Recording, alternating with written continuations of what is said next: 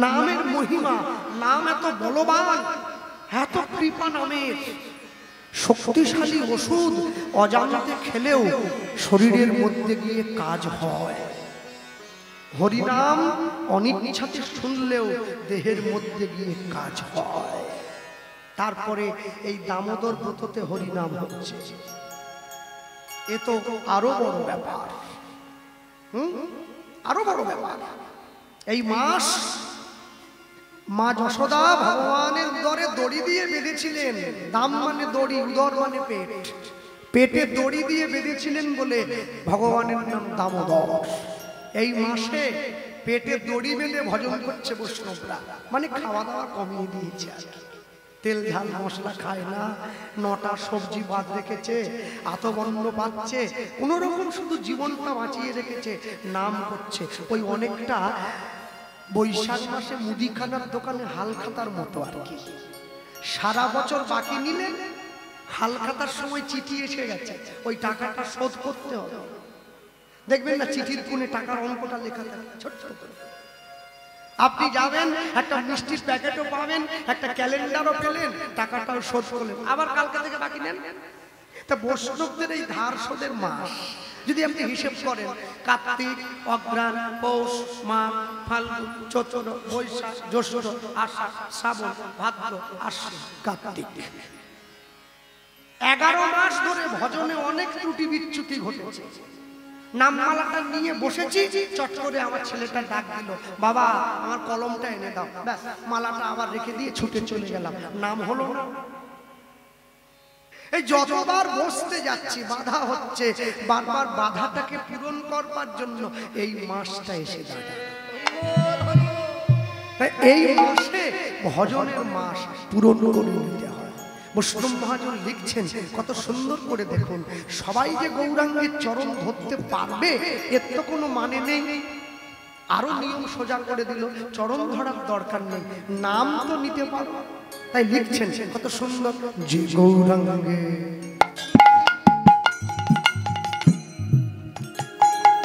যে গৌরাঙ্গে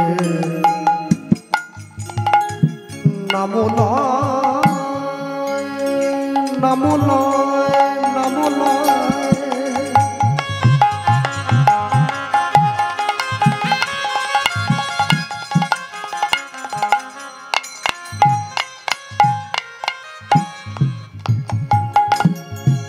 গৌরাঙ্গের নাম নিলে কি হবে? ওগো তার তার হয়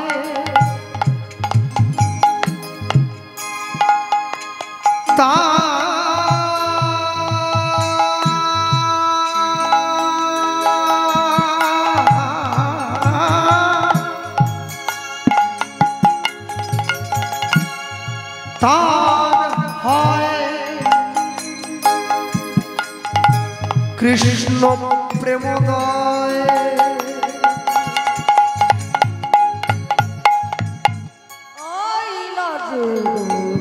যে গৌরাঙ্গে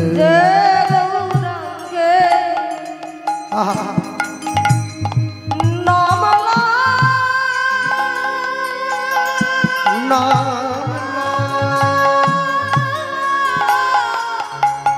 ধ্বনি হৃদয় গৌর হরিব তার হয় তার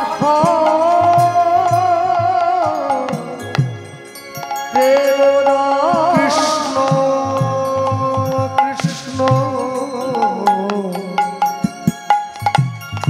প্রেমতা প্রেমতা, যে গৌরাঙ্গে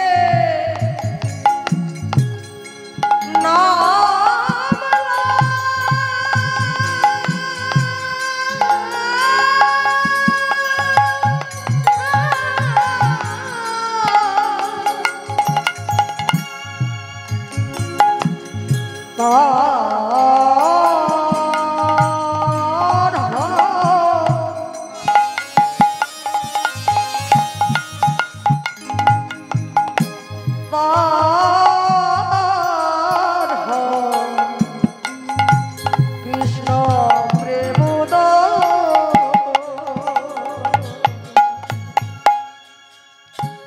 তারে মুই যাও বলিহার তারে মুই যাও বলিহারি তারে যাও বলিহারি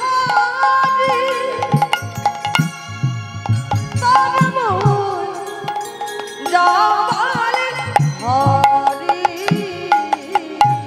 ও গো গৌরাঙ্গ গুণতে ঝুরে ও গো নিত্য লীলা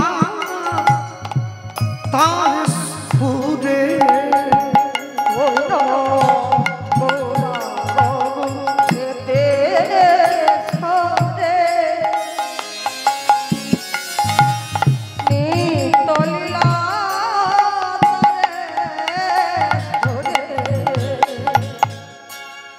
সেজন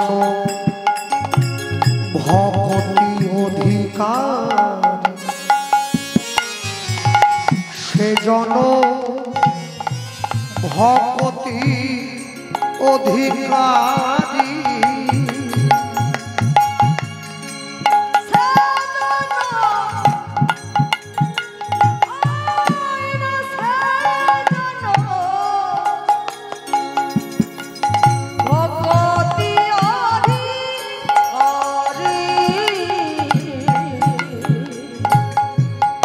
আমার গৌর জানলে সব জানা হলো গৌর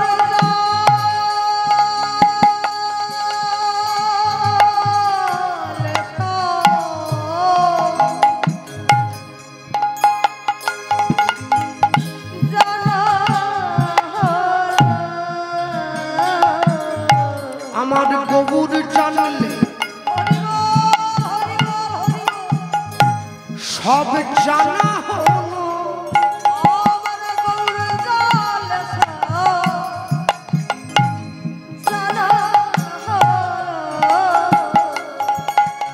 ও গো শাস্ত্র জানলে যা না হলো আমার গৌর জানলে তাই জানা হলো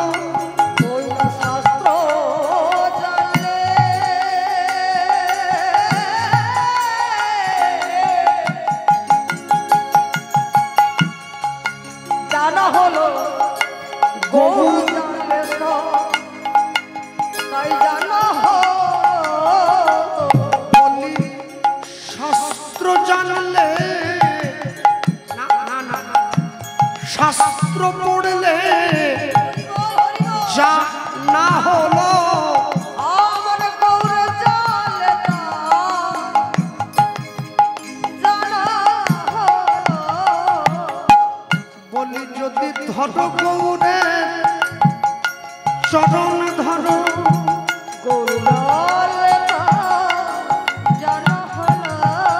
মোদের আর কোনো গতি নাই ভাই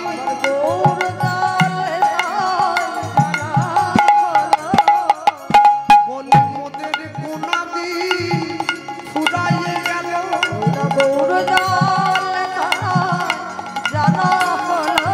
ওই যে কালে কালে কাল কাটিয়া গেল বলি দেখো না কালা তো নিকটে আইল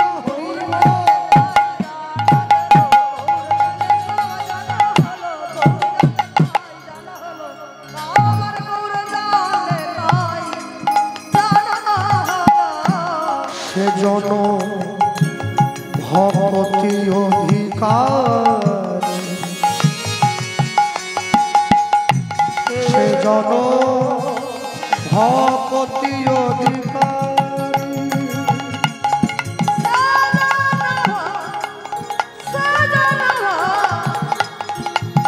বিহারি আপনি যদি ভগবানকে ভালো কিছু করার দরকার নেই, আপনি নিজের খুশি মতো তার চরণের দিকে এগিয়ে যান। কৃষ্ণ কেমন, যার কাছে যেমন। দুর্যোধন দেখছে কৃষ্ণ ভয়াল, যুধিষ্ঠির দেখে কৃষ্ণ দয়াল। চোখটা তো আপনার, আমি চাইলেও খুলে দিতে পারি না। কে দেবে? শ্রী গুরুদেব। চক্ষু দান দিল যে, জন্মে জন্মে প্রভু সে। যার জন্য দেখবেন গুরু ছাড়ি গোবিন্দ ভজে, সে পাপী নরকে মজে। গুরুদেবের চরণাশ্রয় করতে হবে, গুরুদেব চিনিয়ে দেবে কি করলে গোবিন্দের কৃপা পাওয়া যায়। কৃষ্ণ কৃপা জগৎময়, গুরু কৃপা কোন কোন ভাগ্যবানে কদাচিৎ হয়। সবার হবে না, চাইছে সবাই। এই যে মায়েরা বসে আছেন, প্রত্যেকদিন বাড়িতে রান্না করেন। আচ্ছা বলুন, সব দিন কি রান্না ঠিকঠাক হয়? একটু কোনোদিন নুন বেশি হতেই পারে, একটু ঝাল হতেই পারে। কিন্তু ভগবানের প্রতি ভালোবাসাটা এমনই, একবার ভালোবাসতে শুরু করলে দিন দিন ভালোবাসা বাড়তে থাকে, কমে না। তাই গৌর হরি বল হরি বল। হ্যাঁ, যার জীবনে পয়সা নেই সে ভাবছে আমি দুঃখী, যার জীবনে পয়সা আছে সে ভাবছে আমি দুঃখী। সুখী আমরা কেউ নই। আমরা সুখের পিছনে ছুটে যাই মাত্র, পয়সা দিয়ে সুখের উপকরণ কিনি মাত্র, সুখ কিনতে পারি না। পয়সা দিয়ে বাড়ি কেনা যায়, শান্তি কেনা যায় কি? পয়সা দিয়ে বই কেনা যায়, বিদ্যা কেনা যায় কি? পয়সা দিয়ে পালঙ্ক কেনা যায়, ঘুম কেনা যায় কি? পয়সা দিয়ে অনেক দামি দামি সোনার গয়না কিনে গায়ে পরা যায়, দেহের সৌন্দর্য কিনতে পাওয়া যায় কি? পয়সা দিয়ে মালা তিলক কিনে পরে ভক্ত সাজা যায়, ভক্ত হওয়া যায় কি? আর পয়সা দিয়ে মানুষ হওয়ার অভিনয় করা যায়, মনুষ্যত্ব অর্জন করা যায় কি? যায় না। কুকুরের কাজ কুকুর করেছে, কামড় দিয়েছে পায়, তা বলে কি কুকুরে কামড়ানো মানুষের স্বভাব হয়? কুকুর কামড়ানো বলে আপনি ঘুরে ওকে কামড় দেবেন, তাহলে ওতে আর আপনাকে তফাৎ কি রইল? হ্যাঁ, মনে রাখবেন, জগাই মাধাই পাপী ছিল, হরি নামে উদ্ধারিল। তাকিয়ে দেখুন না, জগাই মাধাইয়ের মতো মাতাল হরি নামে মুক্তি লাভ করেছে। তারা মদের নেশা করত, তাদের নেশা কেটে গেছে। আমি এমনই সংসারী মাতাল, আমার নেশা কাটে না। আমি চেয়েছি বারবার, তুমি সংসারের নেশাটা কাটিয়ে আমাকে তোমার চরণের নেশাটা ধরাও। তাই গৌর হরি বল হরি বল। বলে তুমি চাইতে থাকো, চাইতে থাকো, এক না একদিন তোমার চাওয়া যদি ঠিক হয়, আমি ঠিক তোমার চাওয়াটা পূরণ করে দেব। চাইতে থাকতে হবে তো, হ্যাঁ, না চাইলে হবে কি করে? ভক্তমণ্ডলী, ভক্তিমতী মায়েরা যখন অদ্বৈত আচার্য বৃন্দাবনে গিয়েছেন, বৃন্দাবনে রাধাকুণ্ডের পাড়ে বসে রাধারানীর নাম গাইছেন, তার ডাকে খুশি হয়ে রাধারানী এসেছেন, এসে বলছেন বলো তোমার কি চাই। অদ্বৈত আচার্যকে সদাশিব মহাদেব, তিনিই তো কলিযুগে অদ্বৈত আচার্য, রাধারানীর সম্মুখে দাঁড়িয়ে বলছে আমার কিছু চাই না, শুধু তোমার নাম গেয়ে যেতে চাই। বেশ, আমি তোমাকে একটা জিনিস উপহার দেব। কি উপহার? পূর্ব রাগের দিনে রাধারানীর মুখের কথা শুনে ললিতা সখী গোবিন্দের যেই চিত্রপটটা অঙ্কন করেছিল, রাধারানী সেই ছবিটা অদ্বৈত আচার্যের হাতে দিলেন, যে এইটা তোমার পুরস্কার। মন জুড়িয়ে গেছে। বাবা বাবা, দেখবেন। আচ্ছা বলুন, যখন পৃথিবীতে যেসব ছেলেমেয়েরা ছবি আঁকে, বাড়ির ছেলেমেয়েরা তারা যখন ছবি আঁকে আগে উপর থেকে শুরু করে, তাই? কিন্তু রাধারানী গোবিন্দের ছবিটা আঁকছেন আগে চরণ থেকে শুরু করেছে। কেন? চরণ ধরতে পারলেই আচরণ করা যায়, নাম করতে পারলেই প্রণাম করা যায়। যে করে নাম দন্তন্য নামটা উল্টে দিলেই হবে মান ময়াকার দন্তন্য। যে করে নাম সেই তো করতে পারে গোবিন্দের উপরে মান। অন্য কেউ কি দিতে পারে গোবিন্দকে সেই সম্মান? পারবে না। সেই সেই সেই ছবিটা অদ্বৈত আচার্য বুকে জড়িয়ে নিয়ে আসছে নবদ্বীপের মাটিতে। হ্যাঁ, আমার গুরুবাড়ি নবদ্বীপ, আমার শ্রী গুরুদেবের কাছে শোনা এই কথাটা। নবদ্বীপে নিয়ে আসছে। পথে আসার সময় বিদ্যাপতির সঙ্গে দেখা হয়েছে। বিদ্যাপতির সঙ্গে যখন সাক্ষাৎ হয়েছে, বিদ্যাপতির সঙ্গে সাক্ষাৎ হওয়ার পর বিদ্যাপতি অদ্বৈত আচার্যকে গোবিন্দের কথা শোনালেন। শোনানোর পর অদ্বৈত আচার্য বলছেন, তুমি যে কথা আমায় শোনালে বিদ্যাপতি, এ তো অলৌকিক কথা শোনালে। তা অলৌকিক কথা শোনালে এর দক্ষিণাটাও অলৌকিক হতে হবে। কি কেউ যদি আপনাকে এখন 10 ভরি শোনায়, তা এত মূল্যবান জিনিস যদি কেউ আপনাকে দেয়, আপনারা তো উচিত তাকে কিছু মূল্যবান জিনিস উপহার দেওয়া। এখন কথা হলো, যখনই বিদ্যাপতি শুনিয়েছেন গোবিন্দের কথা, অদ্বৈত আচার্য বলছে 2 টাকা 5 টাকা 10 টাকা দিয়ে তোমার পুরস্কার আমি ছোট করব না। তুমি যেমন আমাকে অলৌকিক কথা শোনালে, আমি তোমাকে অলৌকিক কথা উপহার দেব। কি উপহার? এইবারে ওই ছবিটা বের করে বিদ্যাপতিকে দেখাচ্ছে, দেখো তো পছন্দ হয়েছে। বিদ্যাপতি ঠাকুর প্রণাম করছেন। প্রণাম করে অদ্বৈত আচার্যকে বলছেন, আপনি এটা আমায় দিলেন বটে, আমি কিন্তু নেওয়ার অধিকারী নই। সবাই যে সব জিনিস গুছিয়ে নিতে পারবে এর তো কোনো মানে নেই। আমি নিলাম, আমি প্রণাম করলাম, মনের মাঝে বসিয়ে রাখলাম, আপনি নিয়ে যান। অদ্বৈত আচার্য সেই চিত্রপট শান্তিপুরে রাধা মদন মোহন মদন গোপালকে যে প্রতিষ্ঠা করেছিলেন, সেই মদন গোপালের ভেতরে স্থাপিত করে দিয়েছেন সেই ছবি। হ্যাঁ, মনে রাখবেন, ভগবানের কথা তার সম্বন্ধে জানতে গেলে আমি শুরুতেই বলছি, আগে গুরুচরণ আশ্রয় করতে হবে। চায়ের দোকানে বসে ভাগবতের কথা বলার জায়গা নয়, বাস স্ট্যান্ডে বসে ভাগবতের কথা বলার জায়গা নয়। ওখানে বললে আপনার কথার মাধুর্য নষ্ট হবে। আপনাকে বসে বলতে হবে কোথায়? সাধু সঙ্গে। সাধু সঙ্গে যদি বসেন, আপনি কথার অর্থ জানতে পারবেন। যুক্তি দিয়ে কোনোদিন ভগবান পাওয়া যায় না, যুক্তি দিয়ে পণ্ডিত হওয়া যায়, যুক্তি দিয়ে তার্কিক হওয়া যায়, যুক্তি দিয়ে অহংকারী হওয়া যায়। ভগবান পেতে গেলে ভক্তি অর্জন করতে হয়, যুক্তি এসে গেলে ভক্তি থাকে না। এমনও ভক্তের ঘর আছে যেখানে ভগবান নিজে হাতে সেবা করে গেছে, তার চিহ্ন পর্যন্ত পড়ে আছে। আপনি কোন যুক্তিতে বোঝাবেন ভগবান তার ঘরে এসেছিল? সে আপনাকে বলে বেড়াবে তার খেয়ে কাজ নেই? সে বলবে না। যে কৃষ্ণ পায় সে বলে না, যে গৌর পায় সে বলে না, যে কোনোদিন পায়নি সেই লোকের দরজায় ঢেড়া পিটিয়ে বেড়ায়, আমি পেয়েছি আমি পেয়েছি। আদতে সে পাই না, সে পাই না। সে যদি পেত তাহলে মানুষের দরজায় ঢেড়া পিটিয়ে বলে বেড়াতো না। পুষ্পম মহাজন লিখছেন, ওই তাকিয়ে দেখুন, ও গো গৌর প্রেম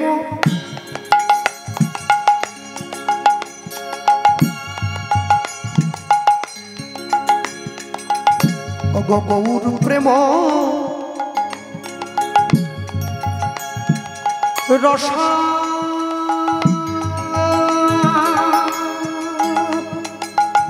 নবে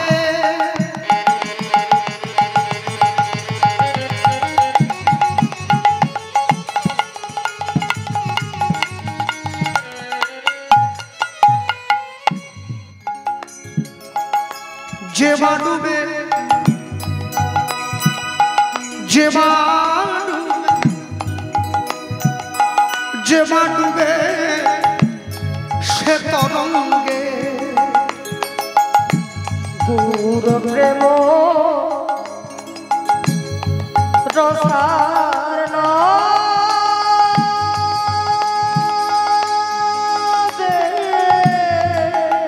গোরায়া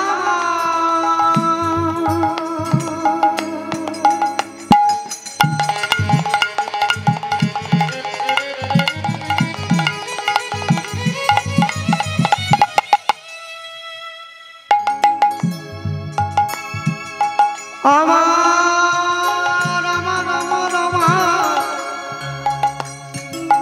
প্রাণ গোরা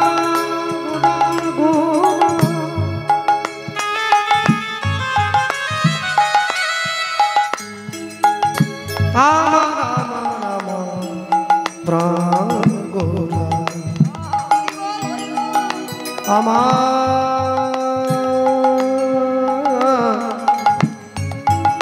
প্রাণ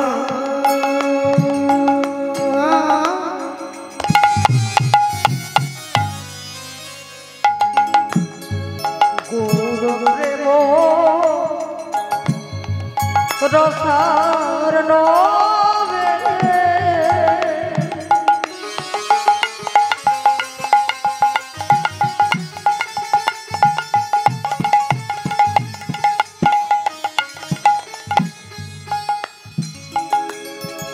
হে তরঙ্গে যেবা ডোবে পুকুরের জলে ডুব দেওয়ার পরে যদি পুকুর থেকে উঠে দাঁড়িয়ে হাতের কাছে গামছাটা না পান, গা মোছার জন্য 2 মিনিট, 5 মিনিট, 10 মিনিট, আধা ঘন্টা জল কিন্তু শুকিয়ে যাবে। না যদি মোছেন আপনি আপ শুকিয়ে যাবে। মাথাটায় বড় চুল আছে তো শুকোতে দেরি হবে, কিন্তু শুকিয়ে যাবে। আচ্ছা, চৈতন্য মহাপ্রভুর প্রেমের তরঙ্গে যে একবার ডুব দিয়ে উঠে এসেছে, প্রেম কি শুকিয়ে যায়? শুকানোর জায়গা নেই। সে তরঙ্গে যে ডুবে লুৎধ্বনি গৌর প্রেম রসার নদে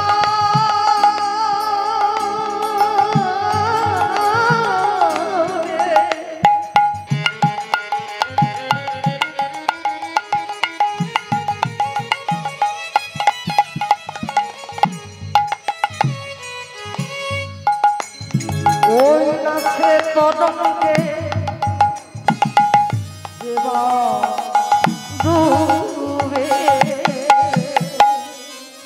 কি হবে কি হবে? ভারতবর্ষ থেকে বাংলাদেশ যেতে গেলে একটা পাসপোর্টের দরকার আছে। রাধাকৃষ্ণ চরণে যেতে গেলে চৈতন্য মহাপ্রভু পাসপোর্ট দিয়ে দিচ্ছেন, প্রেম রূপী পাসপোর্ট। সে রাধা সে রাধা মাধব অন্তরঙ্গ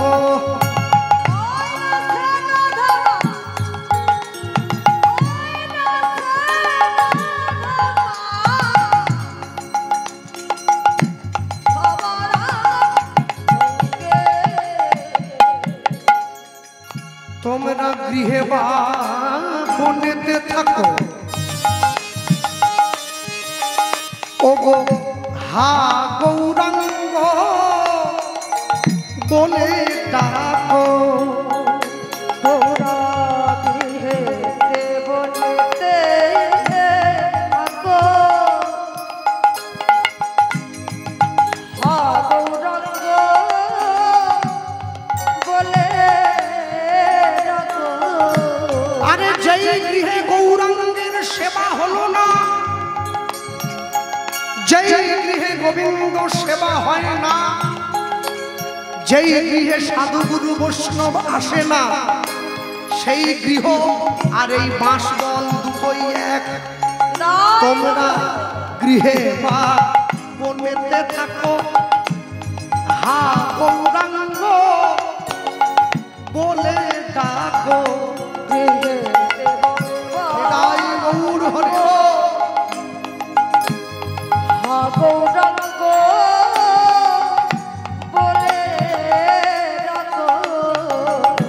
দাস নরোত্তম, দাস নরোত্তম মাগে তার সঙ্গ।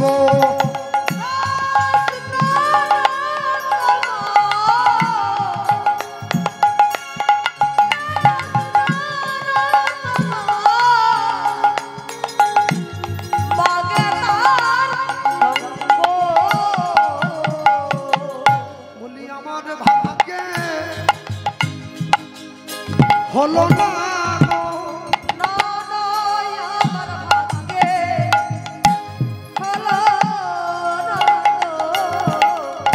যারা পতিত হলো তারা তোমার চরণ পেল।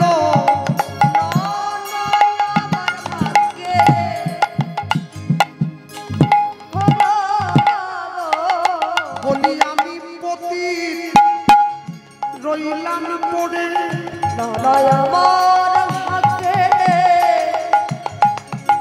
হলো না গো। এমন পতিত পাবন অবতারে আমার ভাগ্যে হলো না গো। তোমার নাম বুঝি আমার নেওয়া হলো না। আমার ভাগ্যে হলো না গো। আমার গৌর বলে কাদা হলো না। আমি গেলাম খেলাম চলেইয়া গেলাম।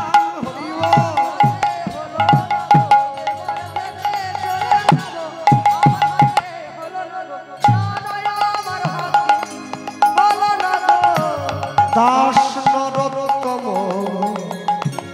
মাগে তার সঙ্গ।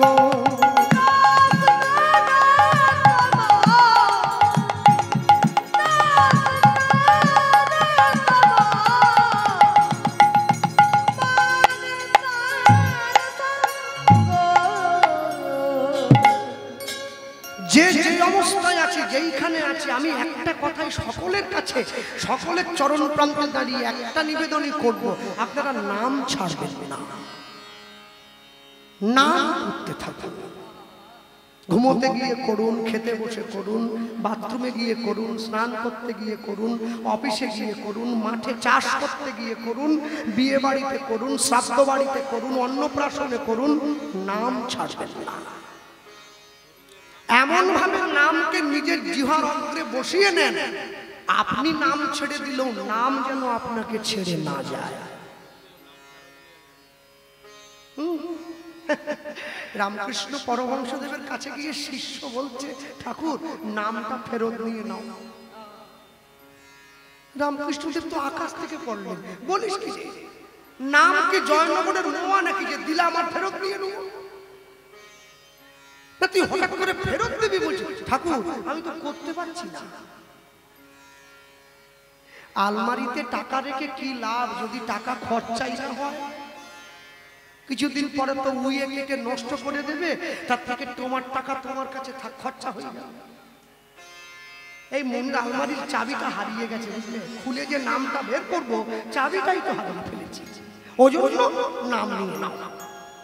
রামকৃষ্ণদেব বলছে, হ্যাঁ রে তুই করতে পারছিস না কেন? বলে কি করে করবো ঠাকুর, সকালবেলা উঠলেই গিন্নি বাজারের ব্যাগটা হাতে ধরিয়ে দেয় জানো, আর আমি সেই কোথায় দুলালের মোড় আর কোথায় দক্ষিণ বারাসাত বাজার, প্রত্যেক দিন আমাকে বাজার করতে হয়। তারপর কি ছুটে এসে বাজার করে বাজারের ব্যাগটা গিন্নির হাতে দিয়ে কোন রকম স্নানটা করে নাকে মুখে দুটো গুঁজে দিয়েই অফিসে দৌড়ালাম। অফিস কোথায়? বারুইপুর, সে তো আরো দূর। সারাদিন অফিসে ঝক্কি ঝামেলা সামাল দিয়ে এইবারে বিকেল 4টের সময় অফিস থেকে ছুটি নিয়ে যখন আমি বাড়িতে এলাম তখন বাজে রাত্রি 8টা। তারপরে আর কি খাওয়া দাওয়া করতে হয়, ছেলে মেয়েকে সময় দিতে হয়, কথা বলতে হয়। তারপর রাত্রিবেলা যখন আবার খাওয়া দাওয়া করে বিছানায় ঘুমোতে গেলাম তখন তোমার বৌমা বলে উঠছে, কি গো আমায় একটু সোহাগ করলে না? ব্যাস এই করে ঘুম পেয়ে গেল। আবার সকালে উঠে পুনর্মুষিক ভব, আমি আবার যেরকম ছিলাম সেরকম হয়ে গেল। তাহলে কখন নাম করব? রামকৃষ্ণদেব বলছেন, যখন রাতের অন্ধকারে নিভৃত কক্ষের মধ্যে ঘরের মৃদু মৃদু প্রদীপটা নিভিয়ে দিয়ে তুই বৌমার সঙ্গে একান্তভাবে নিজের আদর্শ সোহাগে মেতে উঠবি, সেই সময় মনের মাঝে নাম জপ করবি। বল হরি বল। আমি সময় বলে দিলাম, জপ করার দায়িত্ব তোর। না ঠাকুর, সেই সময় কি হয়? বিচুটি গাছের মধ্যেও তুলসী গাছ হয় যদি মাটিটা ঠিকঠাক হয়। চারদিকে বিচুটি গাছ, মাঝখানে তুলসী গাছ, এই মাটিটা ভালো আছে, বুঝলি? মাটিটা ভালো আছে। বিচুটি গাছগুলো তুলসী গাছ থেকে একবারে পেঁচিয়ে উঠে গেছে, কিন্তু তুলসী তার স্বভাব বদল করেনি। বিচুটি চুলকোয়, কিন্তু বিচুটির সংস্পর্শে তুলসী কোনোদিন চুলকোয় না, বরং চুলকোলে লাগিয়ে দিলে আরাম পাওয়া যায়। সংসারে এতগুলো বিচুটি গাছের মধ্যে তুই পারিস না একটু তুলসী গাছের রোপণ করতে? কি করে করব? হরি নাম দিয়ে শুরু কর, শুরু কর। গাছটা পুঁতে দে, বড় করার দায়িত্ব আমার। হ্যাঁ, বড় করার দায়িত্ব আমার। আমি যখন গুরু বাড়িতে যাই নবদ্বীপে, জানি গুরুদেবের সঙ্গে তো আমার কোনো রক্তের সম্পর্ক নেই, আমার গুরুদেবের 1 লক্ষ শিষ্য আছে। তো কত শিষ্য আসছে যাচ্ছে, এত কি ভাবার ব্যাপার? তা আমার যে গুরুমা আছে তার পায়ে হাত দিয়ে প্রণাম করা যায় না, দূরে প্রণাম করতে হয়। তা আমরা মাটিতে প্রণাম করি, দূরে পড়লাম। আর গুরু বাবাকে চরণে হাত দেওয়া যায়, তো প্রণাম করে আমি বললাম, বাবা একটু হাতটা পাতুন। বলে, কেন হাত পাতার কি দরকার? আমি বললাম, এই যে 4 দিন আপনার আশ্রমে থাকলাম, 4 বেলা করে একবারে ঢুকচ্ছি, ভালো মন্দ কেন আপনি খারাপ খাওয়ালে তো ধরবো, যে এমনটা গুরু করলুম ভালো খেতে দিল। তাই যে 4 বেলা করে ভালো মন্দ ঢুকলাম, এর খরচা আছে না? এসি ঘরটা খুলে দিয়েছেন, 4 দিন থাকলাম। বলে, হ্যাঁ হাতটা বাড়ি। যখনই হাতটা বাড়ি দিলাম, তো দেওয়া দেওয়ার পরে হাত ভরে গেল। তা বললো, তুই দিয়েছিস? হ্যাঁ দিলাম। আর দেবো? বলছে, কত দিয়েছিস? 4 দিন তো 4 জনে ছিলাম, এই নিন 3000 টাকা রাখ। বলছে, অনেক বেশি দিয়ে দিয়েছি, বুঝলিস, এত দরকার হয় না, তুই হাতটা বাড়া। আবার আমি যখন ঘুরে বাড়ালাম, ওই টাকাটা ঘুরে আমাকে দিচ্ছি। কি করবো? বলছে, পথে যেতে যেতে প্রয়োজন করতে পারে, টাকা বেশি রাখতে হয়, রাস্তাঘাটে কখন। তা আমি বলি, আমার টাকা তো ঘুরে আপনি আমাকেই দিলেন। তোর টাকা কে বলেছে? টাকা কার? যার হাতে যায় তার। তোরও নয়, আমারও নয়, যার পকেটে থাকবে তার। তাই এমন সময় দেখি গুরুমা দূরে দাঁড়িয়ে কাঁদছে। বললাম, মা কি হলো, কাঁদছেন কেন? বলছে, চলে যাচ্ছিস? বললাম, হ্যাঁ। বলি, আপনি কাঁদছেন কেন? বলে, আমি কেন কাঁদছি জানি? আমাকেও একদিন চলে যেতে হবে।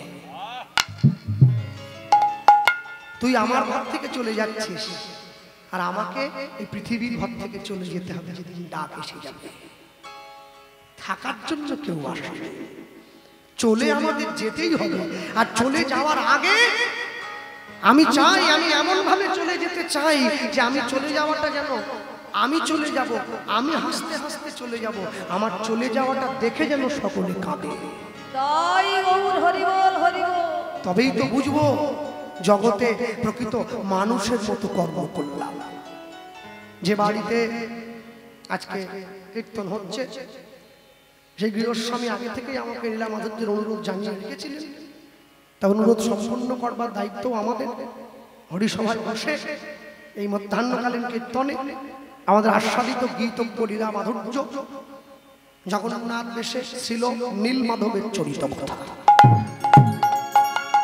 আমি একটুখানি বলি, যারা বসে আছেন এই স্থানে, আপনারা এই লীলাটি প্রথম যার বদনে শুনেছিলেন, দক্ষিণ 24 পরগনায় যার মুখে প্রথম এটি প্রচার, তিনি শ্রদ্ধেয় অরুণ চট্টোপাধ্যায় মহাশয়। তার ক্যাসেটও আছে, তার সঙ্গে আমার বিশেষ সখ্য, খুব ভালো পরিচয়। এখন বয়স হয়েছে, তো তিনি, আমি তাকে যখন বলেছিলাম, জেঠু লীলাটা কিন্তু খুব ভালো, সঙ্গে সঙ্গে ঘুরে বুঝে নিয়েছে তো কেন বলছি। উনি আমাকে ঘুরে বললেন, এটা সেদিনই গাই যেদিন আমার থেকেও ভালো তথ্য দিয়ে গাইতে পারত।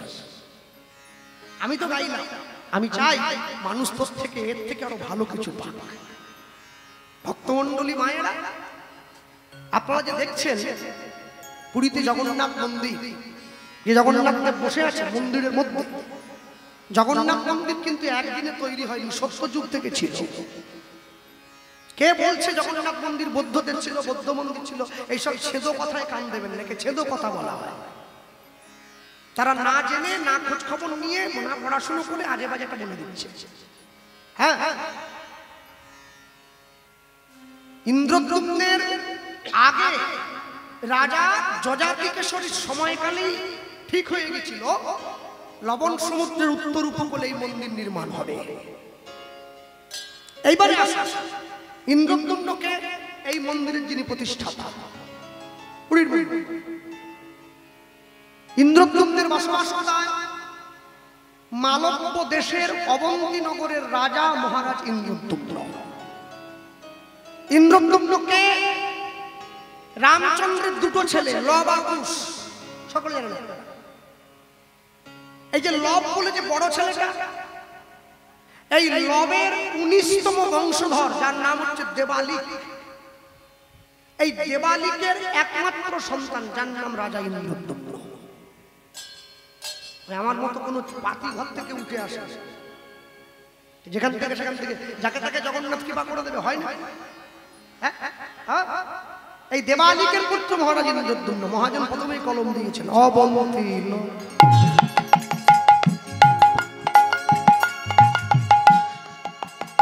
অবন্তী নগরের রাজা, রাজা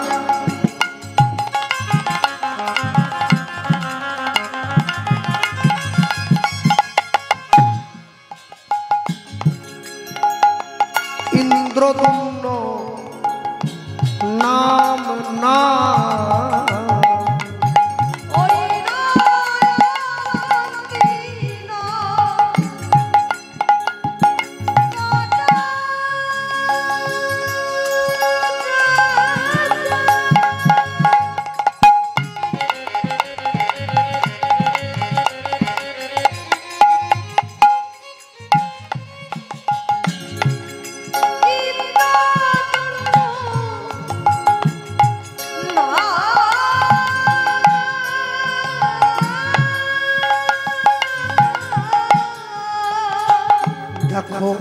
অবন্তী নগরের রাজা,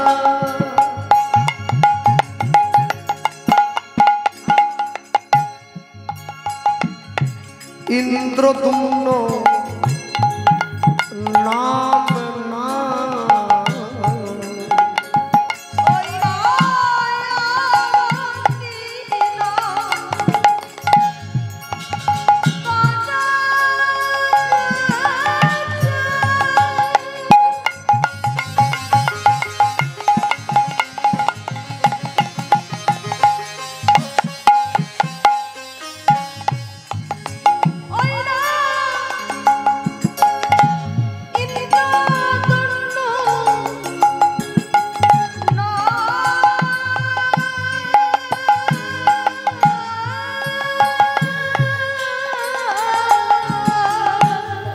কৃষ্ণ ভক্ত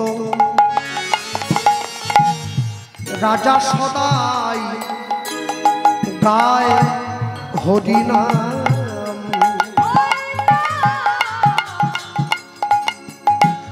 কৃষ্ণ ভগত রাজা সদা হরি। কৃষ্ণ ভক্ত রাজা সদাই গায় হরিনাম।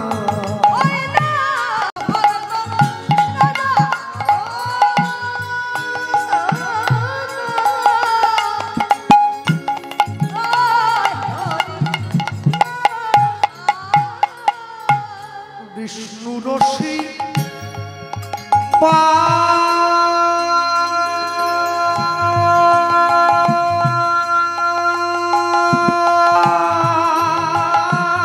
পদ্ম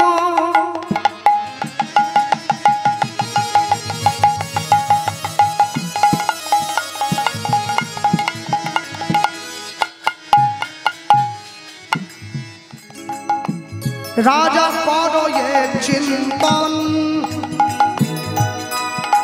হৃদয় মাঝারে রাখি করয়ে ভজন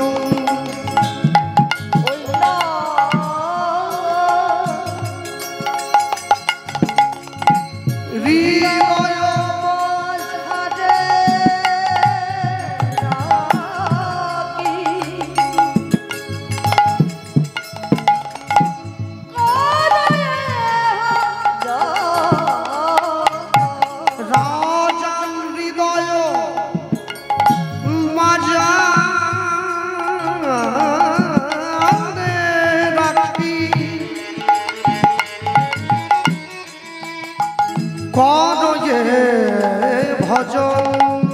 রাজার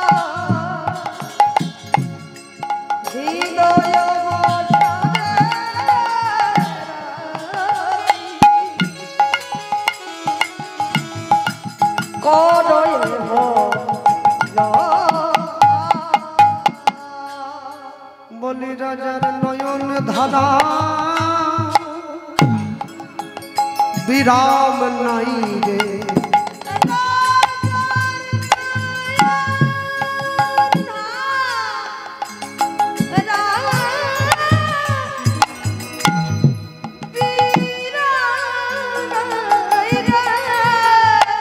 রাজার নয়ন ধারা বিরাম নাই রে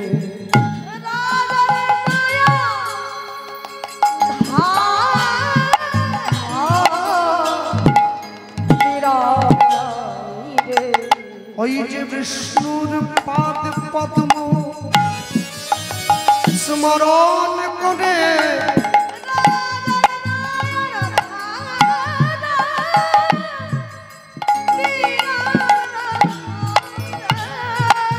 ওই না ধারায় ধরা ভেসে যায় গো রাজার নয়ন ধারা বিরাম নাই গো ওই যে গোবিন্দ তোমার হলাম বলে নয়ন ধারার বিরাম নাই রে ওই যে তুমি কৃষ্ণ আমার হলে বলে নয়ন ধারার বিরাম নাই রে আমায় রেখো তোমার চরণ তলে রাজার নয়ন ধারার বিরাম নাই রে আমায় ঠাই দিও গো অন্তিম কালে রাজার নয়ন ধারার বিরাম নাই রে যেন জন্মে জন্মে তোমার চরণ সঙ্গ পাই রাজার নয়ন ধারার বিরাম নাই রে আমি ইহ ছড়া অন্য কিছু নাই চাই আমায় রেখো তোমার চরণ